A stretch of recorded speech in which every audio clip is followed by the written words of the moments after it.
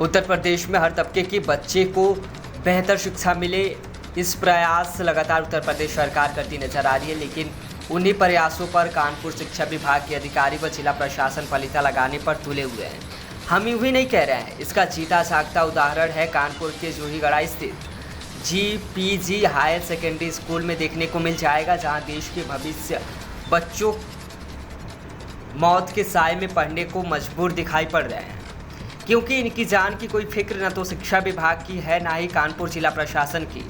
आज से लगभग 1 साल पहले जीपीजी विद्यालय की इसी दुर्दशा की खबर का मुद्दा उठाया था, जिसके बाद से कानपुर जिला विद्यालय निरीक्षक सतीश तिवारी ने तत्काल आदेश करते हुए इस विद्यालय में पढ़ने वाले बच्चों को दूसरी जगह स्थानांतरित करने का आदेश जारी किया था। लेकिन उन आदेशों का कितना पालन हुआ है, यह तो आप समझ ही गए होंगे। आज 1 साल बाद भी विद्यालय की उसी दशा में संचालित हो रही है। स्कूल के कार्यवाहक प्रिंसिपल जितेंद्र गौतम से बात करने पर पता चला कि साल भर पहले साहब जो आदेश बच्चों को दूसरे स्कूल में स्थानांतरित करने का दिया था, तो लेकिन सिर्फ कागजों पर, जिस कारण से बच्चे इसी मौत की इमारत में पढ़ने को मजबूर है। अब तो सवाल ये उठता है कि मौत की इमारत में बच्चे पढ़े, अगर किसी बड़े हादसे के शिकार हो जाते हैं तो इसका जिम्मेदार कौन लेगा।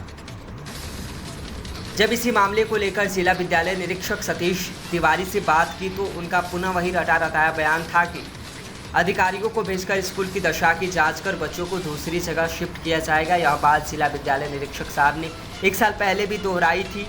नतीजा आपके सामने है। आपको बताते चले कि यह विद्यालय किदवई नगर विधानसभा अंतर्गत आता है, जहां से विधायक रिपीट होकर महेश त्रिवेदी बने हैं। क्षेत्रीय विधायक और जनता के सेवक होने के नाते उनकी अभी जिम्मेदारी बनती है कि यदि उनके क्षेत्र में कोई समस्या हल करने के जिम्मेदार अधिकारी को ताही बढ़ते तो वह सीधे शासन स्तर पर इस मामले को हल कराए। सवाल कड़वा है पर सटीक है। यदि हमारे बच्चे ऐसे खंडहर बने स्कूल में पढ़ते रहे होते तो हम ऐसे पला झाड़ते शायद नहीं। धीरेन्द्र कुमार। धीरेन्द्र जी, ये बताइए, ये जो स्कूल बगल में जीपीजी है, इतनी खंडहर अवस्था में बच्चे पढ़ रहे हैं, आप लोग की मकान बगल में, डर नहीं लगता आप लोगों को? डर लगता है। कई बार कोशिश किया, माननीय जो है विधायक जी को भी बताया था, पार्षद जी को भी बताया गया, कई लोग आए, कई बार फोटो खींचा, लेकिन उसमें कुछ हो नहीं पाया, प्रयास ही नहीं हुए। हमको लग रहा बरसात का समय चल रहा है, बरसात बिल्डिंगें का समय, लगातार गिर बच्चे रही भी हैं। डरते हैं जाने आने में, लेकिन अब क्या करें, मजबूरी है, कहीं तो जाना पड़ेगा पढ़ने। दोषी कौन है? गरीब बच्चे यहाँ हैं। दोषी क्या है, ये जो है टीचर भी इसमें कुछ नहीं कर सकते हैं। दोषी अपना नगर जो, निगम, शिक्षा विभाग ये तो कर सकता है। हाँ शिक्षा विभाग कर सकता है, लेकिन उसने कभी इसमें जो है वो जरूरत नहीं समझा करने की। मेरा नाम शानवी गौतम, मैं हाई स्कूल में हूँ। ये बताइए कि स्कूल की हालत इतनी जर्जर है, इतना टूटा, मतलब कभी भी गिर सकता है, डर नहीं लगता आप लोगों को? डर तो लगता है, लेकिन अब मजबूरी में आना पड़ता है, क्योंकि हाई स्कूल है और प्राइवेट स्कूल में हम जा नहीं सकते, क्योंकि प्राइवेट कैसे। कभी शिकायत नहीं की आप लोगों ने दिया वगैरह से, कभी स्कूल के टीचरों से क्या शिकायत वगैरह? नहीं, यहाँ पढ़ाई तो अच्छी होती, बस डर तो लगता है।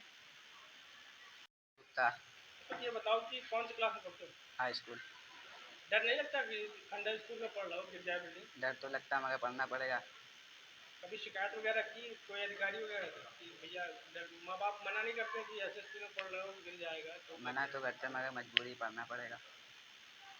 सर, क्या नाम है आपका, क्या पढ़ जाता है? जितेंद्र सिंह गौतम, कारवा प्रधानाचार्य। ये बताइए सर, आपके स्कूल की हालत चल जर्जर है, क्लासेस चल रही हैं, क्या है? अब तो उसमें सबको सूचनाएं दे दी गई हैं, लेकिन फिर भी जो है अभी तक कोई कार्रवाई नहीं हो रही, तो उसमें इससे पहले भी खबर चली थी तो डीआईएस ने कहा था बच्चे शिफ्ट कर दिए। हाँ, तो शिफ्ट करने के लिए कहा था, लेकिन उन्होंने जो राष्ट्रीय बताया था, जो बताया तो उसमें ये है कि जब तक वहाँ पर जो है शिफ्ट जगह नहीं मिलेगी तो हम शिफ्ट कैसे करते हैं। क्लास तब से लगातार यहाँ पर तो क्लास बराबर चल रहे हैं। अच्छा, ये बच्चों की जो जान से खिलवाड़ होगा, टीचरों की जान से खिलवाड़ होगा, इसका जिम्मेदार कौन होगा? जिम्मेदार इसका शासन है, कौन जिम्मेदार होगा? प्रधानाचार्य के ऊपर डाल। क्या नाम है आपका, क्या पता? मैं मोहित मनोहर तिवारी हूँ, पूर्व जिला उपाध्यक्ष माध्यमिक शिक्षक संघ से हूँ और यहाँ पे सहायक अध्यापक के रूप में कार्यरत हूँ। श्री जीपीजी विद्यालय में सहायक अध्यापक के रूप में कार्यरत हूँ। ये बताइए कि यहाँ पे बच्चों की जान से साफ तौर पर खिलवाड़ किया जी। जा रहा है, कौन जिम्मेदार है? इसका पूर्ण रूप से जिम्मेदारी तो मेन रूप से प्रबंधक महोदय की आती है, चूँकि अनुदानित विद्यालय प्रबंधक महोदय का पूरा होल्ड है और जिस संदर्भ में उनको लिखित रूप से भी प्रधानाचार्य जी द्वारा अवगत कराया जा चुका है परंतु अद्यतन उनके द्वारा किसी भी प्रकार का कुछ नहीं किया जा रहा है। फंड की कमी बताई जाती है, आदि आदि। बाकी प्रशासन में भी हम लोगों ने समस्त टीचरों, अध्यापकों ने, प्रिंसिपल साहब ने शिकायत की है इसकी, और कई बार कर चुके हैं, लेकिन कारण क्या है कि कई बार शिकायत होने के बाद भी स्कूल नहीं चेंज किया है और मरम्मत नहीं किया है? सर, ये तो शासन की नीतियां हैं। शासन की नीतियों के हिसाब से विद्यालय ग्रांटी नेट पे है, शासन उसमें करे और प्रबंधक महोदय को इसमें हस्तक्षेप करना चाहिए, लेकिन वो नहीं करते हैं। विद्यालय में अवैध रूप से प्राइमरी सेक्शन चला रहे हैं और फीस ले रहे हैं बच्चों से। जो गरीब पेरेंट्स हैं उनसे फ़ीस ली जाती है और पूरी तरह से उनका भी शोषण कर रहे हैं। कब बंद हो जाए, क्या हो जाए, कोई मतलब नहीं। छोटे छोटे बच्चे आप कमरे में देख सकते हैं, बिल्कुल अंधेरा पड़ा है, लेकिन मजाक बनाया जा रहा है उनका।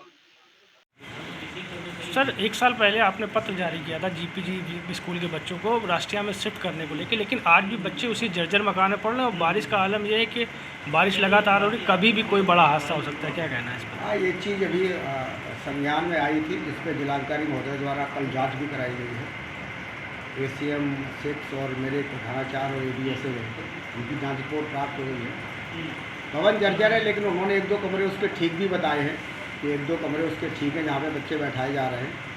प्रथम तल पर उन्होंने कहा है कि कुछ कमरे ठीक हैं, लेकिन फिर भी सुरक्षा के दृष्टिगत अभी मैंने प्रधानाचार्य को पत्र लिखा है कि 3 दिन के अंदर वो हमें एक उपलब्ध कराएं, विकल्प उपलब्ध कराएं कि बच्चे कहाँ उनके शिफ्ट किए जाएँ, किस विद्यालय में शिफ्ट किए जाएँ, क्योंकि बरसात का हर मौसम में कोई दुर्घटना घटती है, उसके लिए संबंधित प्रधानाचार्य प्रबंधक उत्तरदायी है। सर, 1 साल पहले खबर चली थी, तब भी उस भवन की यही स्थिति थी। आपके लेटर जारी करने के बाद भी अनियमितता कैसे, इस पर क्या कार्रवाई करेंगे आप लोग? नहीं, अनियमितता नहीं हुई है, अनियमितता नहीं हुई है। वहाँ बच्चे सुरक्षित पड़े, वहाँ 1-2 कमरे आज भी सुरक्षित बताए गए जांच रिपोर्ट में। ऐसा नहीं है कि एकदम से असुरक्षित था पूरा भवन। मैं भी वहाँ गया था। पिछला हिस्सा बिल्कुल असुरक्षित है, दीवार उसकी बिल्कुल गिरी हुई है, सही बात है, लेकिन भवन का जो बीच का हिस्सा कुछ 1-2 कमरे हैं शायद वो सुरक्षित थे। वही तो चूँकि वहाँ छात्र संख्या भी वहाँ अत्यंत न्यून है, 50 या वो बच्चे पंजीकृत थे, उसमें बहुत कम बच्चे आते भी हैं। क्या उम्मीद की जाए सर कि खबर चलने के बाद वहाँ से विद्यालय शिफ्ट किया जाएगा? अभी मैंने विकल्प मांगे हैं, 3 दिन के अंदर वो विकल्प उपलब्ध कराएंगे कि उनके बच्चों को। पहले तो मैंने चूँकि वहाँ से थोड़ा दूर विद्यालय था जो जहाँ मैंने शिफ्ट किए थे, अब मैंने इनसे ही विकल्प मांगे। अभी मैंने नगर निगम की